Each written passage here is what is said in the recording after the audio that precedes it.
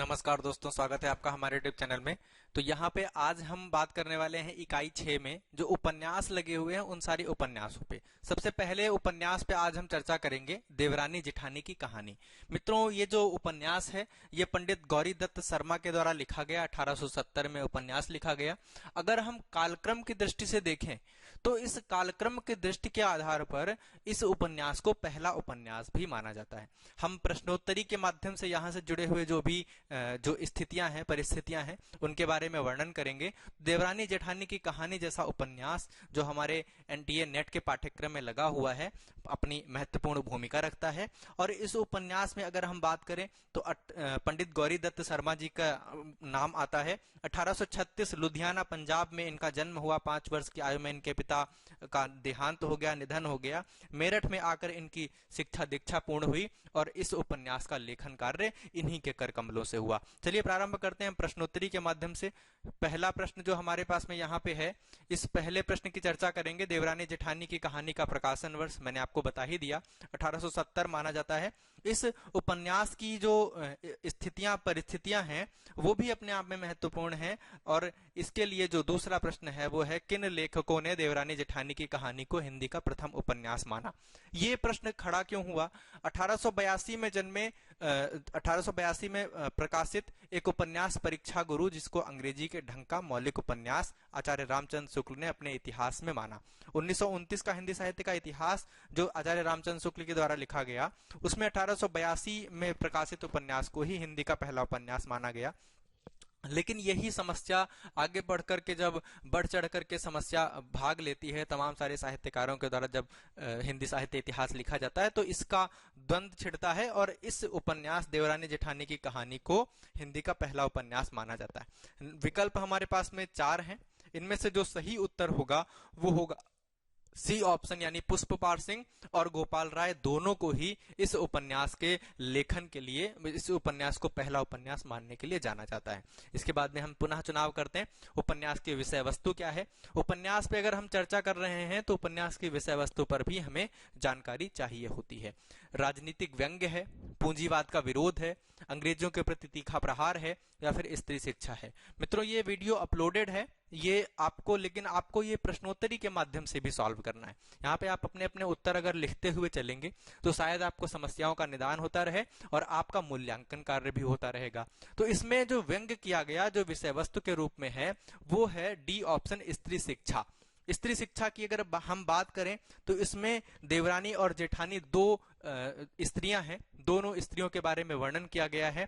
एक स्त्री जो है वह पढ़ी लिखी है, शिक्षित है, और दूसरी जो है वह अशिक्षित है, वह घर तोड़ने वाली है, वह उन्हीं सारी परंपराओं से, रूढ़ियों से बंधी हुई है जिस प्रकार एक अनपढ़ वर्ग का जो व्यक्ति है वह बंधा होता है। इसमें अगर हम चर्चा करें तो इस उपन्यास का जो विस्तृत विषय है वो स्त्री शिक्षा पर भी आधारित है। यानी शिक्षा क्या करती है? एक उच्च प्रकार के व्यक्तित्व का निर्माण करती है, और अशिक्षा जो होती है वह जो लोगों में कुंठा, संताप, संत्रास, इस तरह की विचारधाराएं, मंत्रणाएं, जलन, ईर्ष्या, द्वेष, इस तरह की भावनाओं को जन्म देता है। पुनः देखते हैं हम 4 नंबर प्रश्न, उपन्यास का प्रकाशन किस पद्धति में किया गया। ये भी प्रश्न बहुत महत्वपूर्ण बनता है। जो उपन्यास है उसका प्रकाशन किस पद्धति में हुआ, क्योंकि 1870 की बात करें तो लेखन पद्धति का भी उतना ज्यादा प्रभाव नहीं हो रहा था। लेखन भी जो था वो अलग अलग पद्धतियों में हो रहा था। इसके लिए हमारे पास में विकल्प है 4, वीगो पद्धति, इंडो पद्धति, लिथो पद्धति, और इनमें से कोई नहीं। तो सही उत्तर होगा सी ऑप्शन, लिथो पद्धति। देखिए बाकी सारे जो है वो उनका कोई अर्थ नहीं है, इसलिए विश्लेषण भी नहीं करेंगे हम। सी ऑप्शन होगा, लिथो पद्धति में लिखा गया, और ये है मेरठ के जिमाई छापेखाने में लिखा गया। जी हाँ, ये जो उपन्यास है ये मेरठ के जिमाई छापेखाने में लिखा गया, या उसको हम कहते थे छापखाना ई जिमाई। ठीक है, इसकी 500 प्रतियां प्रकाशित की गई और एक प्रति का मूल्य उस समय 12 आने था।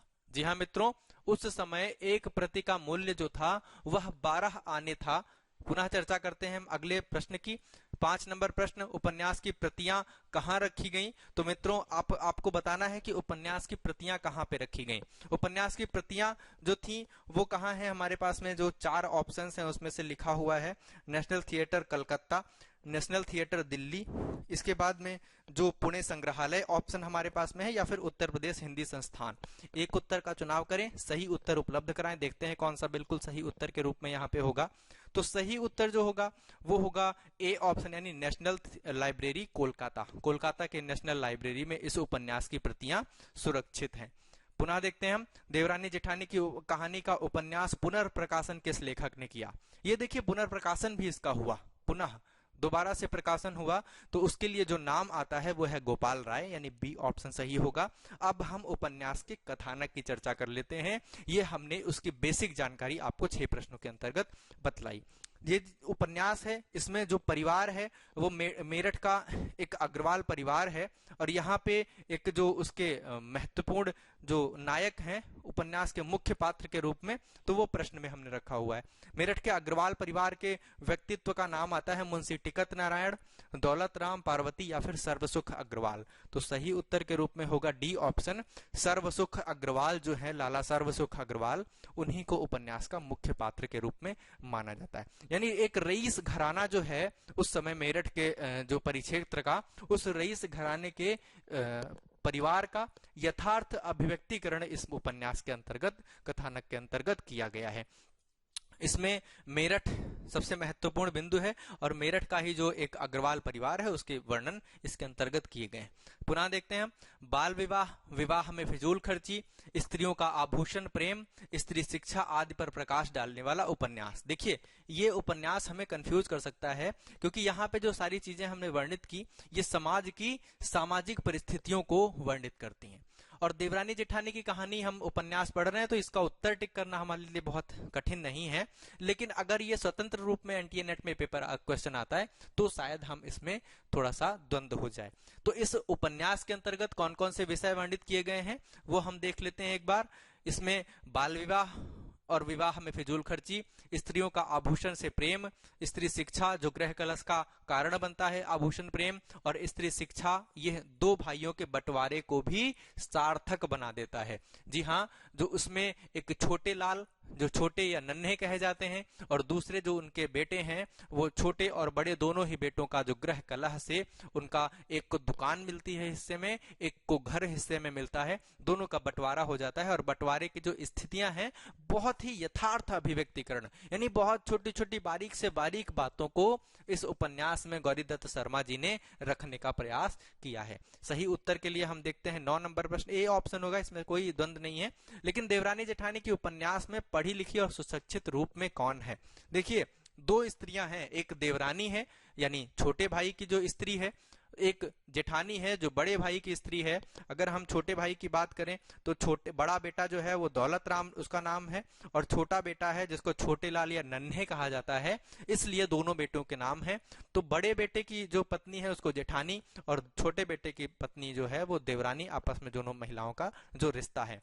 इसमें शिक्षित वर्ग के रूप में किसको संबोधित किया गया है, ये महत्वपूर्ण बिंदु है, प्रश्न यहां से बन सकता है, और उसी का नाम भी बताया गया है। तो सही उत्तर ए ऑप्शन होगा, जो छोटी स्त्री है, जो छोटे या नन्हे की जो पत्नी है, उसी को देवरानी या उसी को शिक्षित महिला के रूप में वर्णित किया गया है, और बड़ी यानी परंपरा में जो परंपराओं के रूढ़ियों में बंधी हुई है उसको ही अनपढ़ के रूप में वर्णित किया गया है। पुनः देखते हैं, उपन्यास देवरानी जेठानी की कहानी के लिए नीचे दिए गए कथनों में से सही नहीं है। उपन्यास में विराम चिन्हों का प्रयोग कम से कम या ना के बराबर किया गया है। इसके पृष्ठों की संख्या 35 है। कथानक के केंद्र में एक बनिया परिवार है। उपन्यास के उद्देश्य के रूप में आदर्शवादी विचारधारा है। तो उपन्यास के उद्देश्य के रूप में कौन सी विचारधारा है, आदर्शवादी, आपको बताना है। देखिए प्रश्न की चर्चा कर रहे हैं, तो लेखन यानी गद्य लेखन का प्रारंभिकरण था, तो गद्य लेखन में त्रुटियों की संभावनाएं प्रबल थी। ठीक है, उपन्यास के अंतर्गत विराम चिन्हों का प्रयोग कम से कम या ना के बराबर किया गया, बिल्कुल सही है। इस प्रश्न में, इस बिंदु में कोई भी द्वंद्व नहीं है। पृष्ठों की संख्या 35 है। कथानक के केंद्र में एक बनिया परिवार है जो अग्रवाल परिवार है, जिसकी चर्चा हम कर ले चुके हैं। उपन्यास में उद्देश्य के रूप में आदर्शवादी विचारधारा नहीं है, बल्कि यथार्थवादी अभिव्यक्ति है। ठीक ठीक उसी का अनुकरण इसके अंतर्गत किया गया है जो उसमें बतलाया गया। तो इसलिए सही उत्तर जो होगा वो डी ऑप्शन होगा, यानी उपन्यास जो है वो सुधारवादी और तत्कालीन यथार्थ अभिलक्षित करता है। सुधारवादी और तत्कालीन यथार्थ अभिलक्षित करता है, बतलाता है। 11 नंबर प्रश्न की बात करें, हिंदी उपन्यास कोश 1870-1980 के कोशकारों में किसने देवरानी जेठानी की कहानी उपन्यास को पहला उपन्यास नहीं माना? देखिए 4 बिंदु हैं। तो उपन्यास कोश, हिंदी उपन्यास कोश जब लेखन प्रारंभ हुआ तो उसमें तमाम सारे साहित्यकारों ने अपने अपने लेखन किए। आपको बताना है किसने हिंदी कहानी के उपन्यास को पहला उपन्यास नहीं माना। तो ये आपको बतलाना है। विकल्प हमारे पास में 4 उपस्थित हैं, उपलब्ध हैं, और इनमें से बिल्कुल सही उत्तर जो होगा संतोष गोयल, उषा कस्तूरिया, सुमन राजे और उमेश माथुर में से सुमन राजे। तो एक उत्तर आपको सी चुनाव करना था। पुनः देखते हैं हम 12 नंबर प्रश्न की। तो इस पुस्तक में ठीक ठीक वही लिखा है जैसा आजकल बनियों के घरों में हो रहा है। बाल बराबर भी अंतर नहीं है। ये कथन देवरानी जेठानी उपन्यास के लिए किसने कहा? विकल्प हमारे पास में है डॉक्टर गोपाल राय, पुष्पपाल सिंह, रामचंद्र शुक्ल और गौरी दत्त शर्मा। आपको विकल्प चुनाव करना है। सही उत्तर के रूप में कौन सा होगा? ऑप्शंस हमारे पास में उपलब्ध हैं। अगर मित्रों आपको इस सीरीज की, इस टेस्ट सीरीज की या सभी उपन्यासों के प्रश्नोत्तरी की पीडीएफ प्राप्त करनी है, संपर्क सूत्र सामने है, व्हाट्सएप पे माध्यम से संपर्क कर सकते हैं। तो बिल्कुल सही उत्तर जो होगा वो होगा डी ऑप्शन, गौरी दत्त।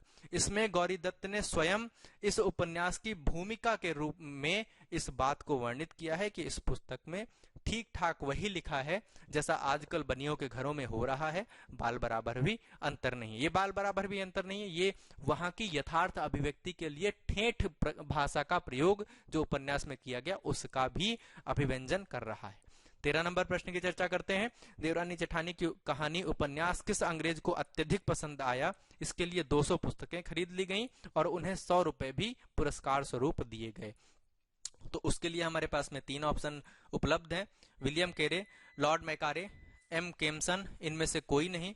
और बिल्कुल सही उत्तर के रूप में होगा, यहाँ पे आपको बताना था सही उत्तर के रूप में, और वो होगा इसमें सी ऑप्शन। जी हाँ, एम केम्सन जो उत्तर है वो बिल्कुल सही उत्तर के रूप में यहाँ पे वर्णित किया जा रहा है। इसी के विकल्प का आपको चुनाव भी करना है। पुनः हम देखते हैं सही उत्तर के रूप में एम केम्सन, सी ऑप्शन। इसमें हम बताते हैं आपको एम केम्सन है कौन, वो भी विकल्प हमारे पास में सामने लिखा हुआ है, इसको भी हमने वर्णित किया है। श्रीयुत एम केम्सन साहिब डायरेक्टर ऑफ पब्लिक इंस्ट्रक्शंस बहादुर नाम से जाने जाते हैं। पुनः देखते हैं हम 14 नंबर प्रश्न। दया उनकी मुझ पर अधिक वित्त से अधिक बताई जा रही है, जो मेरी कहानी पढ़े चित्त से। रही भूल मुझसे जो इसमें कहीं, बना अपनी पुस्तक में लेबे वही। दया से, कृपा से, क्षमा रीति से, छिपावे बुरों को भले प्रीति से। अच्छी ठेठ ग्रामांचल की भाषा का प्रयोग किया गया है और इसके लिए सही उत्तर होगा ए ऑप्शन, गौरी दत्त ने स्वयं ये पंक्तियां लिखी हुई हैं। पुनः देखते हैं हम 15 नंबर प्रश्न, अंतिम प्रश्न की चर्चा कर रहे हैं। इस उपन्यास से लगभग सारी चीजें हो चुकी हैं। देवरानी जेठानी की कहानी उपन्यास में देवरानी का नाम किस नाम से जाना गया? विकल्प है हमारे पास पार्वती, आनंदी, सुखदेई और अज्ञात। ठीक है, और बिल्कुल सही उत्तर जो होगा वो होगा इसमें से बी ऑप्शन, आनंदी। तो आनंदी नाम से किसको जाना जाता है? देवरानी को जाना जाता है जो शिक्षित है, और उस शिक्षित के लिए ही यहाँ पे वर्णन किया गया है। तो मोहन यानी नन्हे तथा मोहन, तो मोहन जो है छोटा, उसकी पत्नी का नाम मोहन जो है वो बड़ा है, और पत्नी का नाम जो है वो बिल्कुल सही उत्तर के रूप में होगा यहाँ पे बी ऑप्शन, आनंदी। माफ कीजिएगा, दौलत राम जो है वो बड़े हैं, बड़े बेटे हैं, मोहन छोटे बेटे हैं, और मोहन की पत्नी का नाम ही है आनंदी। और बड़े बेटे जो देवरानी है, जो जेठानी है, उनका नाम अज्ञात है, जो दौलत राम की पत्नी है। तो प्रश्न यहाँ से बनता है, प्रबल संभावनाएं हैं। पीडीएफ के लिए हमें संपर्क करें, आपको हम सभी सुझाव, सभी महत्वपूर्ण जानकारी उपलब्ध कराएंगे। हमारे गुरु चेला एकेडमी में बने रहने के लिए बहुत बहुत धन्यवाद।